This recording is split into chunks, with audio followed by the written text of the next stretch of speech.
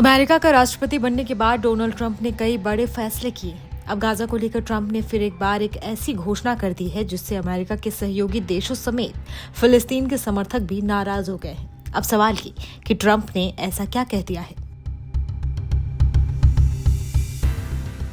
दरअसल गाजा को खरीदने की बात करते हुए ट्रंप ने कहा कि हम गाजा पर पूरी तरह से स्वामित्व को लेकर प्रतिबद्ध हैं। ट्रंप ने कहा कि जहां तक गाजा के पुनर्निर्माण का सवाल है तो हम इसका जिम्मा मिडिल ईस्ट के कुछ देशों को सौंप सकते हैं। हम ये सुनिश्चित करेंगे कि हमास यहां दोबारा कदम नहीं रखने पाए। उन्होंने कहा कि वो गाजा के प्लान से पीछे नहीं हटने वाले। खंडर पड़े इस इलाके को ध्वस्त कर वापस बनाया जाएगा। ट्रंप ने ये बयान National Football League Super Bowl championship में शामिल होने के लिए जाते समय दिया। हालांकि ट्रंप के गाजा खरीदने के फैसले पर Britain, France, Germany, Brazil, Australia, रूस और चीन समेत कई देशों ने आपत्ति भी जताई है। फिलहाल गाजा पर हमास का नियंत्रण है। अभी ये साफ नहीं है कि गाजा पर नियंत्रण को लेकर वहां अमेरिकी सैनिकों को भेजना शामिल होगा या नहीं। जब पूछा गया कि क्या गाजा को अमेरिका के नियंत्रण में लेने के प्रस्ताव में अमेरिकी सैनिक शामिल होंगे, तो ट्रंप ने कहा कि हम वही करेंगे जो जरूरी होगा। ट्रंप ने कहा कि उन्होंने कई महीनों से गाजा की स्टडी की है, बहुत करीब से स्टडी की है। गाजा में फिलिस्तीनियों के पास कोई विकल्प नहीं है। उनके पास क्या है? वहां बस मलबा है। फिलिस्तीनियों को गाजा में बसाए किसी खूबसूरत जगह शिफ्ट हो जाना चाहिए।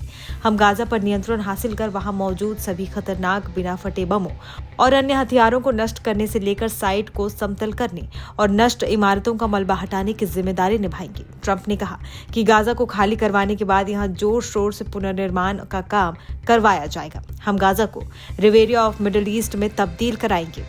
ट्रंप ने कहा कि इजरायल पर हमास के हमलों ने कई निर्दोष लोगों की जिंदगी छीन ली। आज फिलिस्तीनियों ने जो कीमत चुकाई है उसका जिम्मेदार सिर्फ हमास है। ऐसे में गाजा को आतंक से मुक्त करना होगा। इसके लिए जरूरी है कि गाजा को खाली कराया जाए। ट्रंप ने फिलिस्तीनी शरणार्थियों को लेकर भी बात करते हुए कहा कि कुछ फिलिस्तीनी शरणार्थियों को अमेरिका में एंट्री देने पर हम विचार करेंगे। यानी ऐसा कहा जा सकता है कि अब कुछ फिलिस्तीनी शरणार्थी को अमेरिका में एंट्री मिल सकती है। अब सवाल ये कि गाजा पर कब्जा से ट्रंप को क्या फायदा होगा। संयुक्त राष्ट्र के अनुसार कब्जे वाले फिलिस्तीनी क्षेत्रों में तेल और गैस के संभावित भंडार हैं। साल 2019 में संयुक्त राष्ट्र व्यापार और विकास संगठन ने एक रिपोर्ट जारी की थी जिसके मुताबिक यहाँ 3 अरब बैरल से अधिक तेल होने का अनुमान है। कुछ जानकारों का मानना है कि ट्रंप का प्रस्ताव गाजा से तेल और गैस संसाधनों को निकालने से जुड़ा हो सकता है।